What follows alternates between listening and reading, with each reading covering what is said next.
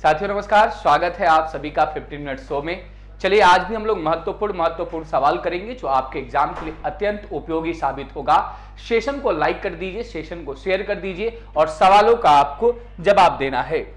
सवाल आ चुका है, पहला परमुटेशन का सवाल है कि बनाना शब्द के अक्षरों के प्रयोग से कितने शब्द बनाए जा सकते हैं। आप इस तरीके के सवालों के लिए क्या जानते हैं कि पहले तो अक्षर की काउंटिंग कर लीजिए कि अक्षर है कितना मेरे भाई। ये अक्षर हमें 6 अक्षर दिख रहा है, 6 फैक्टोरियल लिख देना है और एक काम और रह जाता है, जो रिपीट होता है उसको भाग लगाते हैं। यानी आप देख रहे हैं बी रिपीट नहीं हुआ है लेकिन ए रिपीट हुआ है 3 बार, तो हम 3 फैक्टोरियल लिखेंगे। और भी रिपीट है, एन 2 बार रिपीट है तो हम 2 फैक्टोरियल लिखेंगे और इनके बीच कौन सा साइन जाएगा, गुणा का साइन जाएगा। आप इसको डायरेक्ट भी सॉल्व कर सकते हैं, 6 फैक्टोरियल हो जाएगा 6 5 4 3 2 1, या आप चाहते तो 4 तक ही छोड़ देते क्योंकि 3 2 1 इसमें तो आता ही काट सकता था, कोई बात नहीं। 3 इंटू 2 इंटू 1 लिख दिया, 2 फैक्टोरियल को हमने 2 इंटू 1 लिख दिया, 3 इंटू 2 इंटू 1 कट चुका है, 2 से 2 कटा, 5 दूनी 10 छके 60। इस सवाल का जो उत्तर होगा वो ऑप्शन से क्या हो जाएगा, 60 हो जाएगा। एक सवाल मैं दे दे रहा हूं जिसका आपको बताना है, मेरा नाम जो है प्रवीण, इसके अक्षरों से आप कितने शब्द बना सकते हैं, जरा कमेंट बॉक्स में आंसर आपको बता देना है। आइए आगे बढ़ते हैं दोस्त। दूसरे सवाल के पास कह रहा ए और बी एक कार्य को 8 दिनों में समाप्त कर सकते हैं, बी और सी 10 दिनों में समाप्त कर सकते हैं, ए और सी इसे 12 दिनों में कर सकते हैं। तो ए बी और सी मिलकर उस कार्य को कितने दिनों में पूरा करेंगे। करना आपको कुछ नहीं है दोस्त, पहले तो काम पता कर लेना है। ए और बी काम कर सकते हैं 8 दिन में, बी और सी काम कर सकते हैं 10 दिन में और ए और सी काम कर सकते हैं 12 दिन में। तो आपका काम निकल गया दोस्त 120, कटने वाला डाटा। ए और बी का एक दिन का काम 15 होगा, बी और सी के एक दिन का काम 12 होगा और ए और सी के एक दिन का काम 10 होगा। इस प्रकार के सवालों में आप जल्दी बनाना चाहते हैं तो आपको करना क्या होगा, इनकी इफिशिएंसी को जोड़कर 2 से भाग लगाना होगा, तब जाकर आपको तीनों की इफिशिएंसी पता चल जाएगी। 2 से इसलिए भाग लगा रहे हैं क्योंकि आप जोड़ेंगे तो 2a 2b 2c मिलेगा। यानी हमने कहा भाई कि ए बी और सी मिलेंगे तो एक दिन में काम कितना होगा, तो इनकी इफिशिएंसी को जोड़कर 2 से भाग लगा दीजिए। 15 12 27, 27 10 37, 37/2 ए बी सी की मिलाकर इफिशिएंसी हो चुकी है। सवाल कह रहा है कि ये तीनों मिलकर कितने दिन में समाप्त कर सकते हैं। चूंकि काम हमारे पास कितना है 120 और ये लोग तीनों एक दिन में काम कितने करते हैं, 37/2 काम करते हैं। 2 ऊपर चल जाएगा, 240 बटा आपका 37 दिन इस सवाल का उत्तर हो जाएगा। ऑप्शन क्या करेक्ट हो जाने वाला है, बी करेक्ट हो जाने वाला है। एक सवाल मैं आपको दे देता हूं, उसका आपको उत्तर बताना है कि ए बी मिलकर 20 दिन में कर सकते हैं, बी सी मिलकर 30 दिन में कर सकते हैं और सी और ए मिलकर 40 दिन में कर सकते हैं। तब बता देना है आपको कि भाई तीनों मिलेंगे तो कितने दिन में काम समाप्त हो जाएगा। तीनों जब मिलेंगे तो काम कितने दिन में समाप्त हो जाएगा। ठीक है, 6 4 ठीक है। आगे बढ़ते हैं, ये सवाल मैंने आपको दे दिया। ये सवाल का आपको उत्तर बताना है कि इस सवाल का सही आंसर क्या होगा, कि दिए गए व्यंजक का मान आपको ज्ञात करना है। स्क्वायर रूट में 20 minus square root minus 20 square root dash infinite तक जा रहा है। अच्छा, ये क्या होता है, 2 प्रकार के इसमें दिखते हैं, या तो माइनस दिखता है या प्लस दिखता है। और जब भी आपको बात इस टाइप के सवालों की आएगी तो हमें इनको ऐसे 2 भाग में बांट देना होता है जिनका अंतर 1 होना चाहिए। तो हमने बांटा भाई 4 और 5 में, 4 5 20 और अंतर कितना हो गया, 1 हो गया। अब ध्यान देना है कि माइनस होगा तो छोटा वाला आंसर हो जाएगा और प्लस होता तो बड़ा वाला आंसर हो जाता। ये माइनस है तो छोटा वाला आंसर हो जाएगा, यानी इस सवाल का जो सही उत्तर होगा वो ऑप्शन से 1 करेक्ट होगा। एक सवाल का आपको उत्तर कमेंट बॉक्स में बता देना है मेरे भाई, कि मैं अगर लिख रहा हूं square root 72 plus square root 72 plus square root 72 और ये डैश इनफिनिट तक जा रहा है, तो इसका मान क्या होने वाला है। आगे बढ़ते हैं, अगले सवाल के पास बढ़ते हैं। एज का सवाल है और मैं आप सभी छात्रों से आग्रह भी करूंगा कि सेशन को एक बार आप लाइक कर दीजिए। सवाल कह रहा है सुधीर और आशीष की वर्तमान आयु का अनुपात 5:7 है 12 वर्ष पहले। अच्छा, 12 वर्ष पहले इसका मतलब है कि यहां पे जितना अंतर होना चाहिए यहां भी वही अंतर होना चाहिए। हम जानते हैं कि उम्र मतलब साल बदल जाने से उम्रों में अंतर नहीं बदलता है। आप देखिए यहां पे अंतर 2 का है और यहां पे अंतर 1 का है, तो यहां भी 2 हमें बनाना होगा। 2 अगर हमने बनाया तो ये 2 से गुणा करना होगा, 2:4। अच्छा, ये 5 रेशियो से 2 रेशियो हो जा रहा है, यानी 3 रेशियो घट रहा है। 3 रेशियो कितने साल में घट रहा है? 12 साल में घट रहा है। तो हम कह सकते हैं कि 3 रेशियो जो है वह 12 वर्ष के बराबर है। तो हमसे कह रहा अब से 5 वर्ष बाद सुधीर की आयु क्या होगी। तो अभी की सुधीर की आयु निकाल लेते हैं, फिर उसमें 5 जोड़ देंगे। अच्छा, अभी की सुधीर की आयु क्या थी? तो अभी का तो रेशियो 5 था, 5 का हमने मान निकाला, 1 का मान 4, 5 का मान 20 होगा। ये तो आ गई वर्तमान। हमसे कह रहा है 5 वर्ष बाद क्या होगा, तो 20 और 5 हमारा उत्तर क्या हो जाएगा? 25 वर्ष हो जाएगा। ऑप्शन हमारा बी करेक्ट हो जाएगा। तो ये भी हम सवाल को बना सकते थे। ये सवाल देखिए परसेंटेज का सवाल है, बड़ा ही आसान सवाल है। क्या कह रहा है? 180 में x% की कमी करने पर और 60 में x% की वृद्धि करने पर समान परिणाम प्राप्त होते हैं। आप जानते हैं कि x% की अगर आप कमी करेंगे तो वह 100 माइनस x% हो जाएगा। ये तो बात आपको पता है। कमी का मतलब 100 से घटाना होता है, वृद्धि का मतलब 100 से बढ़ाना होता है। और 60 में x% की अगर आप वृद्धि करेंगे तो ये 60 गुणे 100 प्लस x% हो जाएगा। सवाल कह रहा है दोनों का समान परिणाम प्राप्त हो रहा है, तो यहां से आप x का मान ज्ञात कर सकते हैं। पहले तो परसेंटेज कट रहा है, 60 से 3 कट रहा है, 300 माइनस 3x बराबर हमारे पास 100 प्लस x हो रहा है। ये 200 बराबर 4x होगा, तो x का मान कितना होगा? 50 हो जाएगा।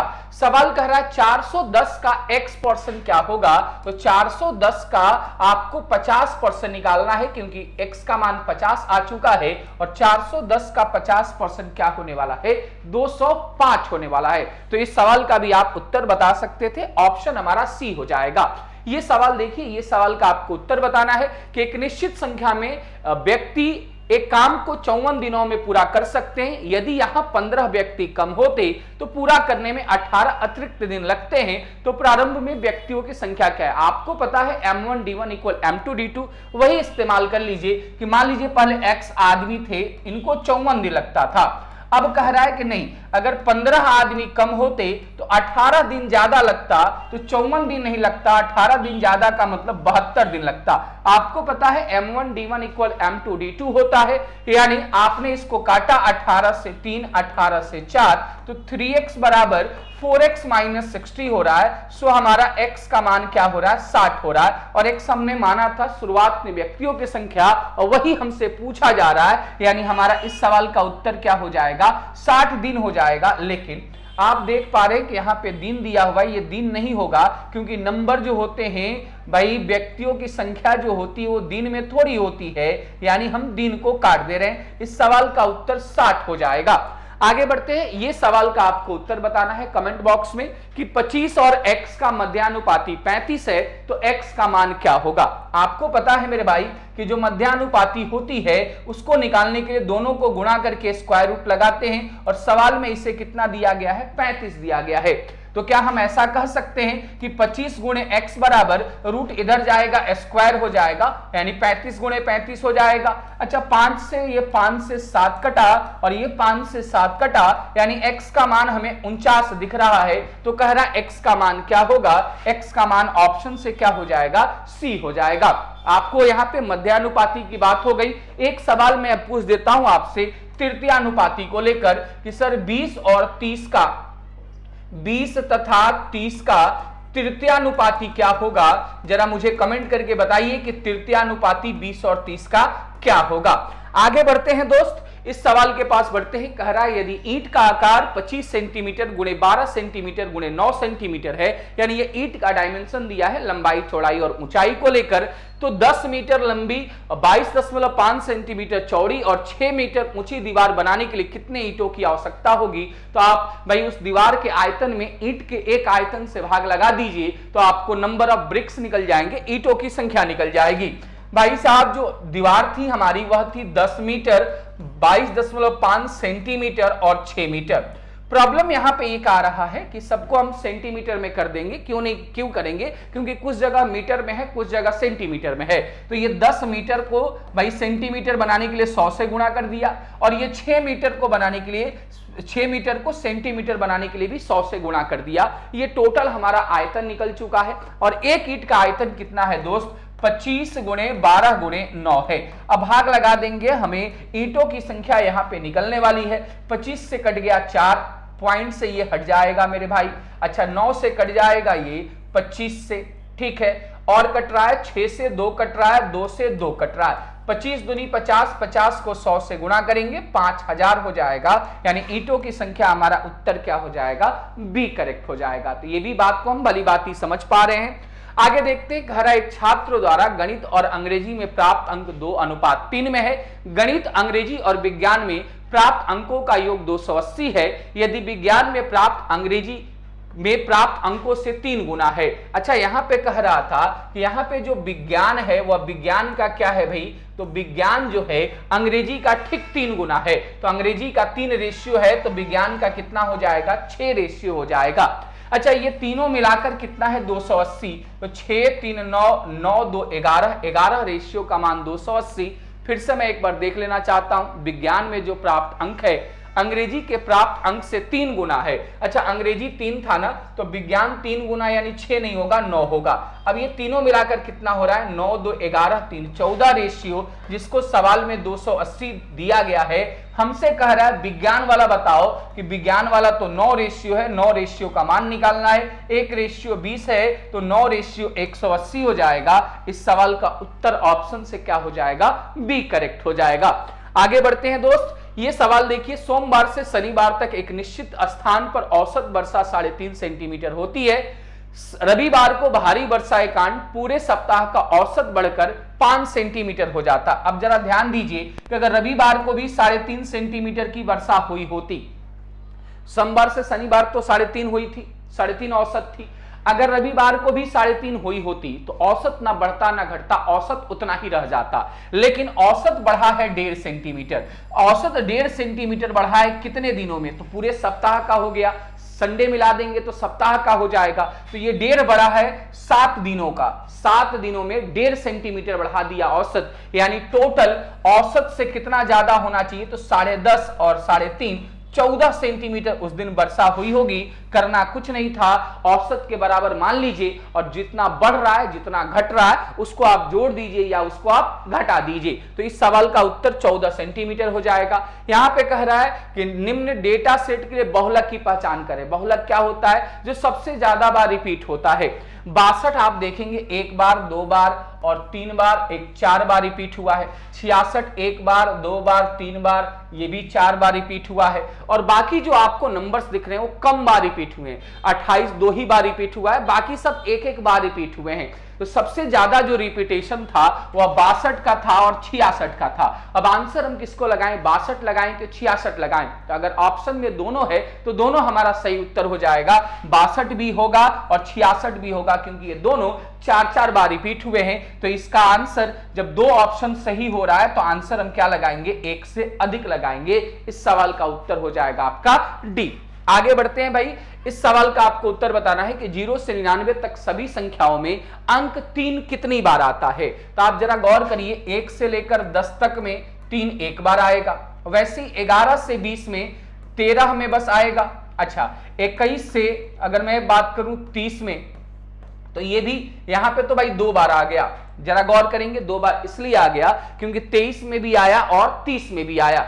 वैसे ही अगर मैं कहूं 31 से लेकर 40 तक में कितनी बार आएगा, तो 31 में आएगा, 32 में, 33 में, 34 में, 35 में, 36 में, 37 में, 38 में, 39 में। और ध्यान दीजिए 33 में 2 बार आया है तो 1 बार और, यानी टोटली हमारा 10 बार यहां पे हो रहा है। वैसे 41 से 50 में 1 बार आएगा, और 51 में, 51 से 60 53 में 1 बार आएगा, 61 से 70 फिर 1 बार आएगा, 71 से 80 फिर 1 बार आएगा, और 81 से 90 फिर 1 बार आएगा, और 91 से लेकर भाई 99 तक हमें बात करनी थी, 99 तक भी 1 ही बार आएगा।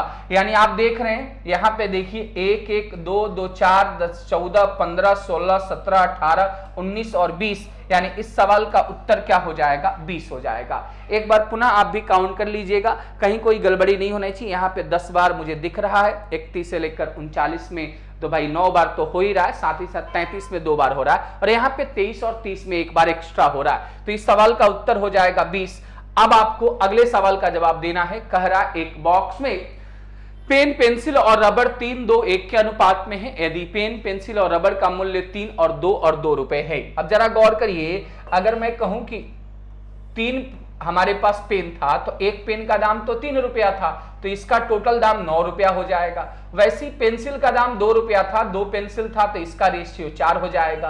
रबड़ 1 था, रबड़ का दाम 2 रुपया था तो इसका रेशियो 2 हो जाएगा। यानी इनके मूल्यों का आपने रेशियो निकाल लिया। कह रहा है खर्च की गई राशि 585 है, हम तो कह रहे हैं खर्च की गई राशि 15 रेशियो है, 15 का मान 585 है। तो कह रहा है बॉक्स में पेनों की संख्या तो 3 रेशियो थी। अगर आप ध्यान से देख रहे हैं तो एक रेशियो का जो मान हो रहा है वो 15 3 19 हो रहा है, तो 3 रेशियो का मान हो जाएगा आपका 57। रुक जाएंगे, एक रेशियो का मान 39 हो रहा है तो 3 रेशियो का मान होगा 117। इस सवाल का तो उत्तर कहीं भी नहीं दे रखा है, एक बार आप फिर से देख लीजिए।